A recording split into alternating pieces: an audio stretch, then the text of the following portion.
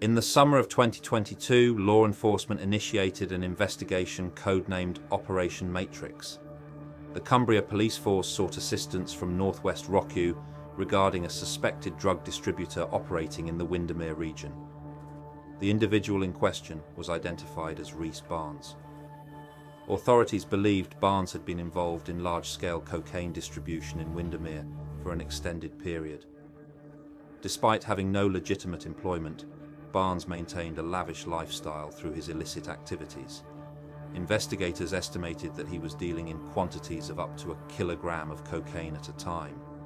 The joint operation aimed to gather evidence and disrupt this significant drug supply chain in the scenic Lake District area.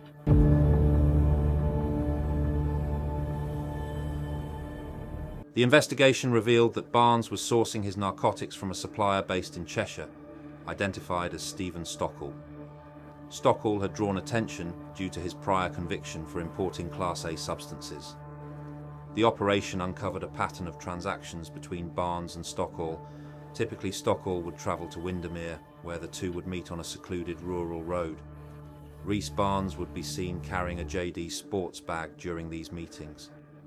It's believed that during these encounters, Barnes would hand over cash to Stockall in exchange for substantial quantities of cocaine, estimated to be around 1 kilogram per transaction. After concluding their business, Stockall would return to Cheshire.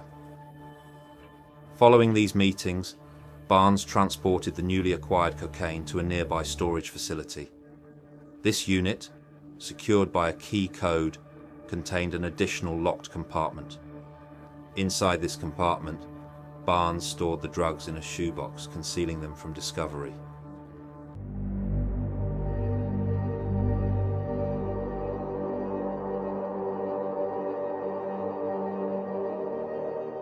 Law enforcement agencies are well aware that criminal networks often seek drug supplies from multiple sources.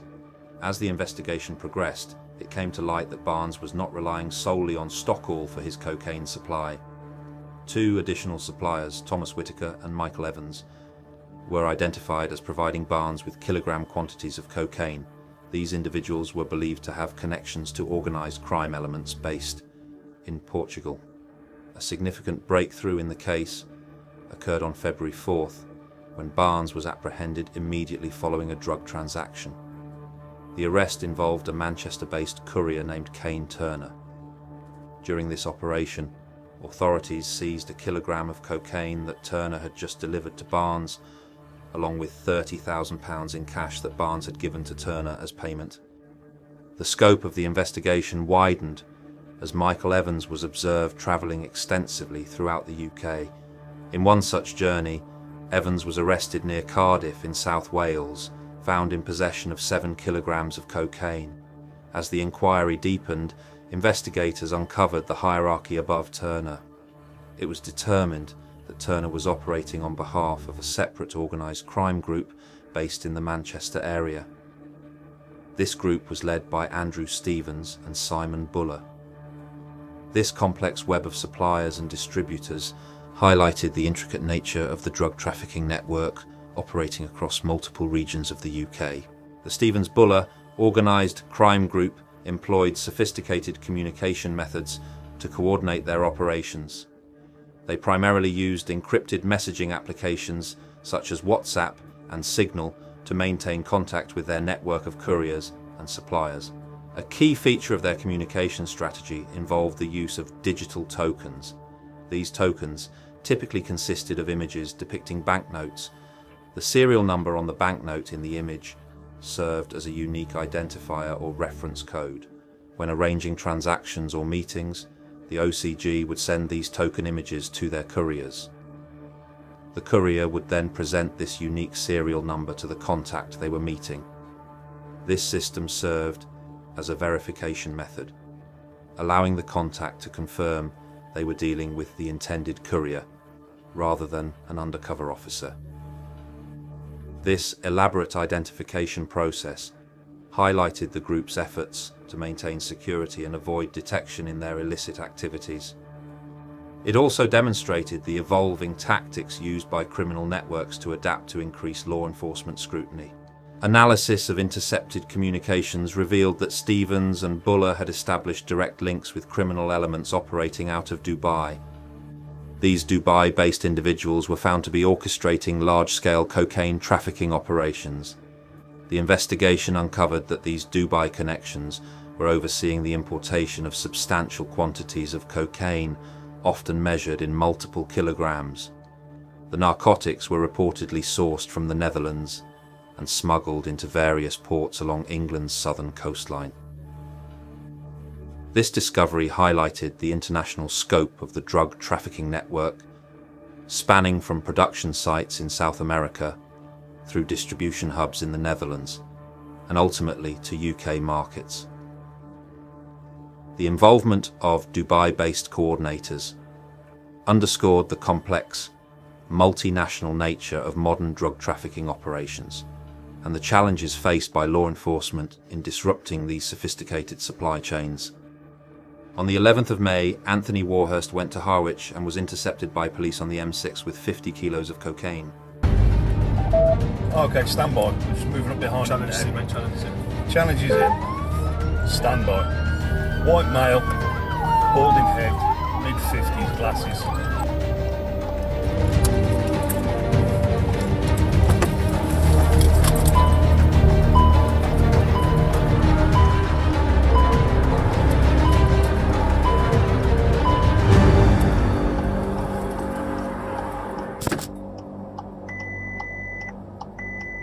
On the day of the interception, Warhurst was apprehended with 50 kilograms of cocaine in his possession. To put this seizure into financial perspective, it's important to consider the economics of the drug trade. At the time, the wholesale price for a kilogram of cocaine was estimated at around £30,000. Based on this valuation, the organised crime group would have likely invested approximately £1.5 million to acquire this 50-kilogram shipment. However, the true profit potential becomes apparent when considering the street value of the drugs. Once divided and distributed at the retail level, this quantity of cocaine could potentially yield revenues in the region of £5 million. This price differential illustrates the enormous profit margins in the illicit drug trade. In this case, if the shipment had reached its intended market, the criminal network stood to make a profit of about £3.5 million from this single transaction. These figures underscore the immense financial incentives driving large-scale drug trafficking operations and the challenges faced by law enforcement in combating such lucrative criminal enterprises. Someone's going to come back out, there's a queue.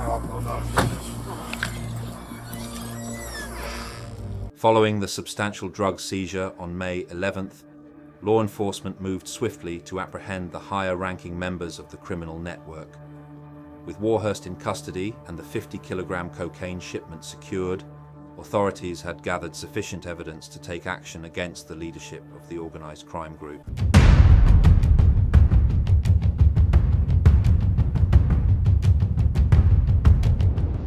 In a coordinated operation, police carried out arrests targeting Stevens and Buller. These two individuals had been identified as the principal figures overseeing the criminal enterprise that controlled Warhurst's activities. This strategic move aimed to dismantle the organisation from the top down, targeting the command structure responsible for orchestrating the large-scale drug trafficking operation. By apprehending the leadership shortly after the courier's arrest, investigators sought to capitalise on the momentum of the case and prevent the potential destruction of evidence or the reorganisation of the criminal network. The rapid succession of these arrests demonstrated the comprehensive nature of the investigation and the authorities' determination to disrupt the entire supply chain, from street-level couriers to the directing minds of the operation. At the heart of this complex drug trafficking network were two key figures, Preston and Owen. These individuals served as crucial intermediaries, maintaining direct contact with Reece Barnes, the dealer operating in Windermere. Preston and Owen's roles were particularly significant as they functioned as conduits, facilitating connections between multiple elements of the operation. On one side, they maintained links to criminal elements in Portugal, involved in the sourcing or transit of the narcotics, On the other, they interfaced with the Stevens and Buller organised crime group, which controlled distribution within the UK. The investigation reached another critical juncture on May 13th. On this date, law enforcement intercepted Scott Owen as he was returning from Portugal. Owen was apprehended at the airport, marking another strategic blow to the organisation's command structure. This arrest highlighted the international scope of the operation and the frequent travel undertaken by key members to coordinate activities across borders. It also demonstrated law enforcement's ability to track and apprehend suspects engaged in cross-border criminal activities. Under arrest on deck, conspiracy to provide Class A drugs. You do not have to say anything, but it may harm your defence if you do not mention when questioned something which later on in court, anything you say may be given evidence. Operation Matrix stands out as a prime example of successful inter-regional law enforcement cooperation. The operation began when Cumbria police sought assistance to address an unexpected surge in high-volume cocaine trafficking in Windermere, an area not typically associated with large-scale drug distribution. The investigation revealed the extensive reach of organised crime groups into smaller communities, challenging the notion that such operations are confined to major urban centres. It demonstrated how these criminal networks exploit various locations regardless of size or perceived suitability for drug trafficking. The financial scale of the operation was staggering. Despite focusing on a relatively brief period, Operation Matrix uncovered illegal activities valued between £35 million and £50 million. This figure underscores the immense profitability of these criminal enterprises and the urgent need to disrupt their operations. The success of Operation Matrix can be measured not only in the lengthy prison sentences handed down to the involved individuals, but also in its broader impact on community well-being. By dismantling this network, law enforcement effectively halted the flow of both drugs and illicit funds that were harming local communities. Crucially, the operation highlighted that the negative effects of drug trafficking aren't limited to large metropolitan areas like Liverpool and Manchester. It showed that smaller, seemingly unlikely locations like rural Cumbria are equally vulnerable to these criminal activities. This case serves as a powerful reminder of the importance of collaborative law enforcement efforts in combating organised crime, protecting communities of all sizes, and disrupting the far-reaching tentacles of drug trafficking networks.